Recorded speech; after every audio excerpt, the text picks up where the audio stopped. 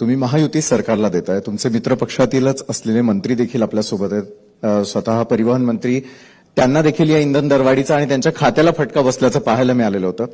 मला खरंच तुम्हाला प्रश्न विचारायचा आहे की महायुती सरकारमध्ये असलेले जे मित्र पक्ष आहे, हे ट्रिपल इंजिन सरकार जे म्हटलं जातं, त्यांचं विजन खरोखर काय आहे आणि खरोखर तुमचे मित्र पक्ष तुमच्याबरोबर असताना खुश आहेत, नाराज आहेत? नाराज असतील तर त्यांना योग्य रीतीने त्यांचा सन्मान मिळावा किंवा त्यांच्या ज्या योजना आहेत त्यांची पूर्ती व्हावी या दृष्टीनं कुठली पावलं उचलली जातात महायुती सरकारच्या सर्वच प्रतिनिधींकडून?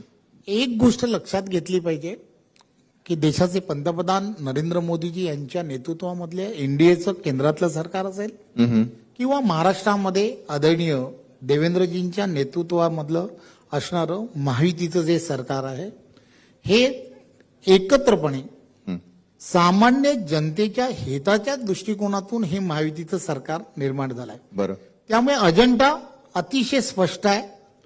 लोकांचं हित, जनहिताच्या दृष्टिकोनातून निर्णय घेणं आणि नेता ज्या वेळेला त्यामध्ये त्याची जेव्हा स्पष्टता असते की मला माझ्या महाराष्ट्रातील असणाऱ्या जनतेच्या हिताच्या दृष्टिकोनातून काम करायचं आहे, त्यामुळे त्या अजेंड्यावरती हे महायुतीचं सरकार काम करत आहे. बरं. पूर्वीचं महाविकास आघाडीचं सरकार जे होतं त्यांचा अजेंडा काय होता, तर त्यांचा एक वेगळा अजेंडा होता. मिनिमम वगैरे असं काहीतरी त्यांचा काहीतरी एक वेगळा शब्द होता, मी बोलणं योग्य नाही, परंतु असा त्यांचा अजेंडा होता. या महायुतीच्या असणाऱ्या सरकारचा अजेंडा जनतेच्या हिताच्या दृष्टिकोनातून प्रत्येक विषय हाताळणं आणि त्या दृष्टिकोनातून महायुतीचं सरकार काम करत आहे.